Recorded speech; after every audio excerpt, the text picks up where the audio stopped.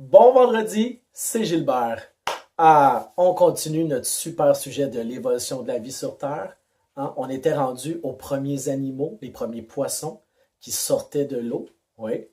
Au moment où les premiers poissons sont sortis de l'eau pour marcher sur la Terre, eh bien, la Terre, le continent, se déplaçait vers le pôle sud. Oui, parce que vous ne savez peut-être pas, mais les continents, ça bouge, et à cette époque-là, ils bougeaient quand même assez vite.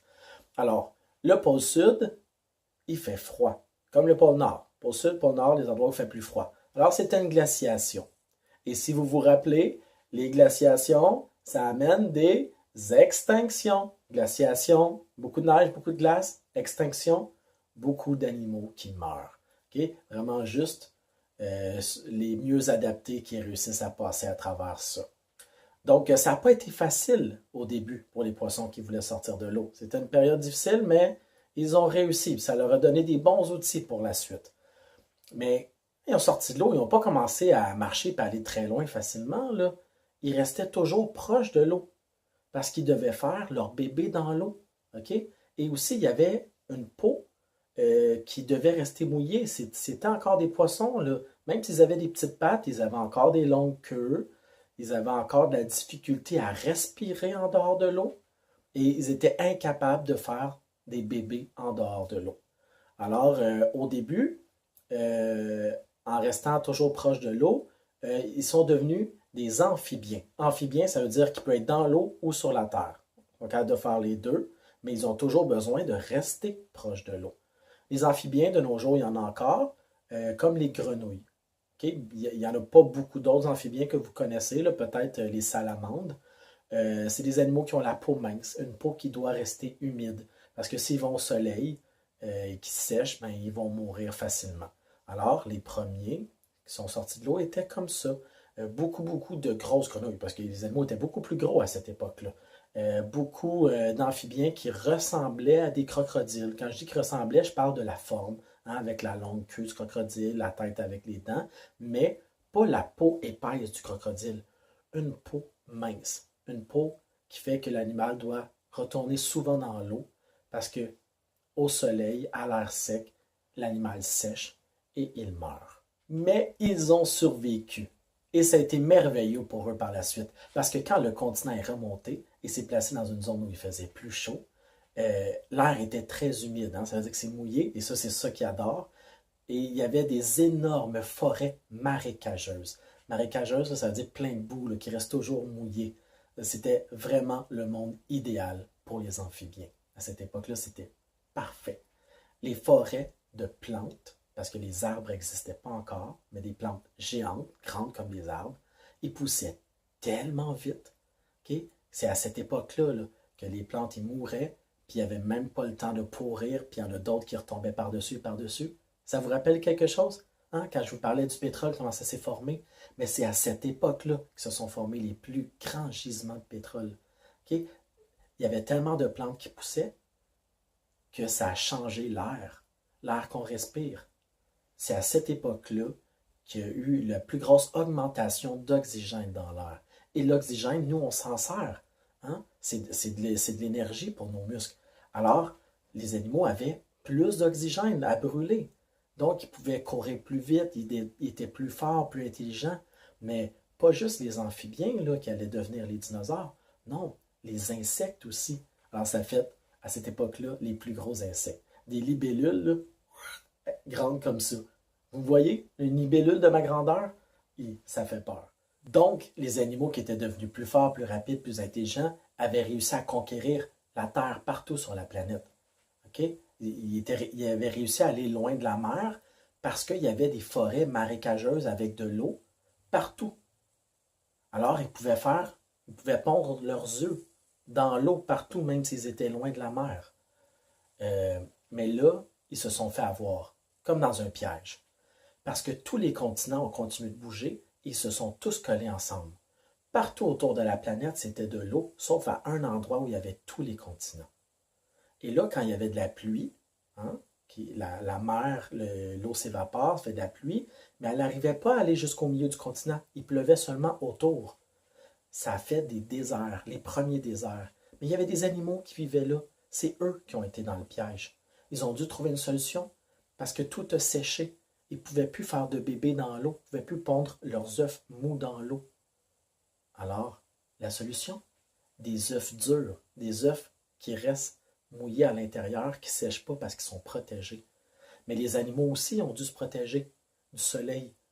Okay? Avec leur peau mince, ils ont développé des peaux plus épaisses. Il y en a même qui ont développé des carapaces, comme les premiers crocodiles et les premières tortues.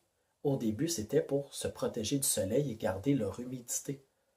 Mais pas juste ces animaux-là, les insectes aussi.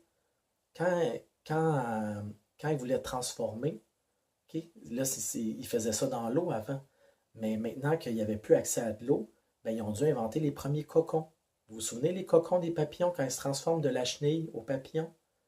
Ben, c'est à cette époque-là qu'ils ont inventé ça, parce qu'avant, ça se passait en dessous de l'eau.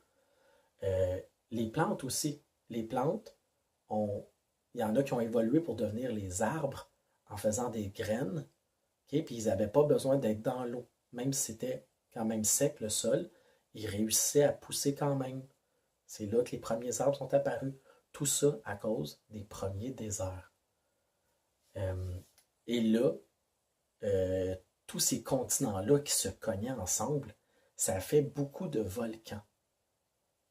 Une autre catastrophe, hein? Une autre glaciation, une autre extinction. Cette fois-là, ce n'est pas les animaux qui ont le plus souffert, c'est la forêt. Ces fameuses forêts de marécage, ben, c'est quand tous les continents se sont collés ensemble qu'elles ont vraiment disparu. Ça a été la fin de cette ère-là. Quand tous ces animaux-là vivaient dans l'eau, ils n'avaient pas besoin de contrôler leur température, parce que l'eau est presque toujours à la même température. Il n'y a pas de gros changements. Mais en dehors de l'eau, à l'air, il y en a des gros changements. Hein, on le voit, là, surtout à ce temps-ci de l'année. Là, des fois, dans le jour, là, il fait tellement chaud qu'on a envie de se mettre en t-shirt. Mais quand on sort de la maison le matin, il y a encore de la glace par terre. Vraiment, un froid, chaud, ça change vite sur Terre. Dans l'eau, ça ne fait pas ça. Il y a des petites différences. Alors, sur Terre, ça a été difficile à cette glaciation-là pour beaucoup d'animaux parce que, justement, eux, ils n'étaient pas habitués de contrôler leur température. Eux, ils se mettaient au soleil pour se réchauffer, puis quand il y avait trop chaud, ben, ils se creusaient un trou pour aller là où c'est plus frais, à l'ombre, un petit peu en dessous du sol. Alors, une autre évolution qu'il y a eu, celle qui mène aux mammifères, notre espèce, okay? C'est à cette époque-là que les premiers mammifères sont apparus. Qu'est-ce qu'il y avait de différent? Ben, eux, ils étaient capables de contrôler leur température. Ben oui, nous, on fait ça. Hein? Touchez-vous, on est chaud. On dégage notre propre chaleur. Les autres animaux ne font pas ça. Les crocodiles là, et les tortues, là, ils ne dégagent pas de chaleur. Pour avoir chaud, ils doivent se mettre au soleil. Nous, non. Et là, ça nous a donné un gros avantage. Oui, avant que les dinosaures dominent la planète, c'est les mammifères comme nous qui dominaient la planète. Bon, ok, je dis comme nous, ils étaient quand même très différents. En fait, moi, je trouve qu'ils ressemblaient surtout à des dinosaures, mais c'était des mammifères. Je vous en montre un. Avouez que ça paraît pas que c'est un mammifère, hein? Mais oui, ça, c'est un de nos ancêtres. Voilà, les mammifères auraient pu évoluer à partir de là et nous, on aurait pu apparaître assez rapidement dans l'histoire de la Terre. Mais ça s'est pas passé comme ça. Non. Euh, à cause du supercontinent, là, qui était tout collé ensemble. En dessous de ça, là, il y a une énorme poche de magma. Le magma, là, c'est la roche très chaude, le rouge là, qui sort par les volcans. Une poche géante qui s'est formée en dessous et qui n'arrivait pas à sortir à cause de tous les continents qui étaient collés ensemble. Mais quand elle a réussi à sortir, ça a fait un super volcan, le plus grand volcan de l'histoire de la planète. Et ça a été une énorme catastrophe. Ça a tué 9 animaux sur 10, autant sur la Terre que dans l'eau. Ça a été la pire des extinctions. Hein? Et je vous le dis toujours, extinction, glaciation, non, pas cette fois. Bizarrement, cette fois-là, ça n'a pas fait de glaciation. C'est de valeur parce que ça aurait pu être bon pour les mammifères. Hein? Nous, qu'on ait réussi à contrôler notre température, même quand il fait froid, on fonctionne bien. Non, cette fois-là, ça a fait le contraire. Ça a réchauffé toute la planète. Alors là, pour les animaux, hein, les dinosaures, c'était parfait. Eux, ils adorent quand il fait chaud. Oui, on arrive enfin aux dinosaures, OK? Mais avant, un petit récapitulatif. Au début, il y avait les poissons hein, qui sont sortis de l'eau pour devenir les amphibiens. Il y a des amphibiens qui sont devenus les mammifères. Ça a fonctionné pendant un bout, mais quand la planète s'est réchauffée, il y a d'autres amphibiens qui sont devenus les reptiles. Hein, sur la planète chaude, c'était parfait pour eux. Ces reptiles-là sont devenus des dinosaures, mais pas juste ça. Les reptiles sont aussi devenus des tortues, des crocodiles, des reptiles marins et des reptiles volants. Oui, les reptiles, ça a une belle diversité. Hein, c'est capable de faire plein de choses vraiment différentes. Alors, on va regarder ça. Alors, quand il fait plus chaud, c'est plus agréable pour ces animaux-là, les reptiles, ils deviennent très gros, très forts, très rapides, hein, avec des mâchoires très puissantes. Et là, les animaux, ceux qui se font manger, doivent se protéger, ils doivent trouver des solutions. Hein. Alors, les carapaces des tortues, au début, ils n'étaient pas super durs, ils servaient juste à les protéger du soleil. Mais là, ils ont développé des carapaces dures pour que même quand ils se font croquer, ben, ils résistent. Les crocodiles, la même chose, hein? Ils ont des grosses écailles très très dures. Et les dinosaures, c'est des champions là-dedans. Hein? Ils ont plein de sortes de protections. Des grosses plaques, des grosses écailles, des pics partout, des crêtes avec des cornes. Alors, des défensives, ils en ont inventé plein, hein? Parce qu'il y avait beaucoup de dinosaures très agressifs, hein? Avec des dents très pointues là, qui étaient très rapides et très vigoureux pour chasser toutes les autres dinosaures qui mangeaient plutôt de l'herbe ou des arbres, des choses comme ça. Mais il y a eu une autre défense aussi qui a très bien fonctionné. La grosseur. Ouais, c'est une défense ça aussi.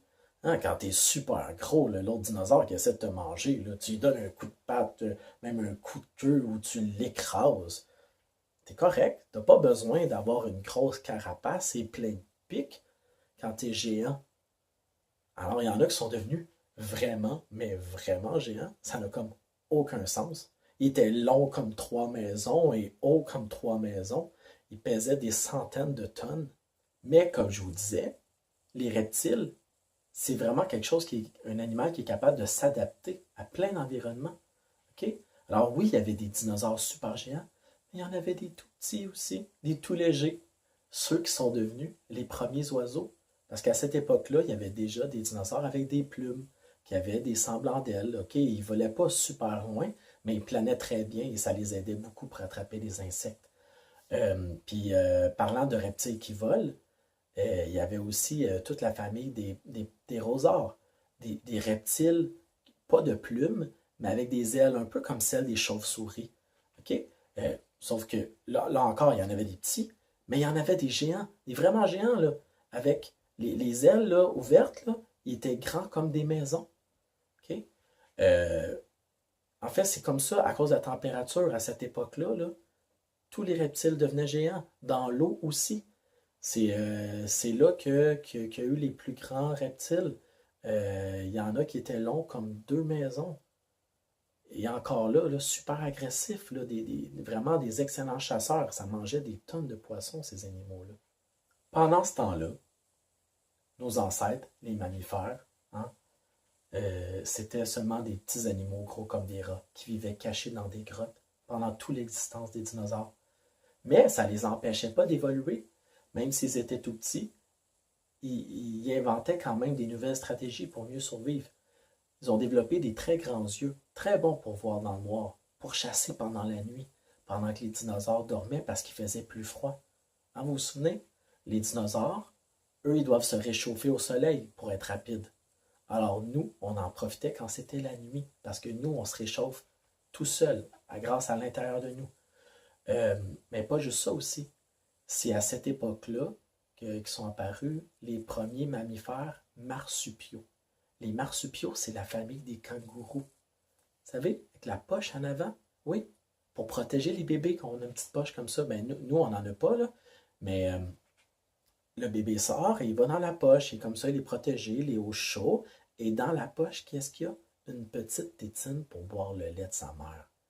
Les dinosaures n'ont pas ça. Les crocodiles n'ont pas ça. Les tortues n'ont pas ça. Les oiseaux n'ont pas ça.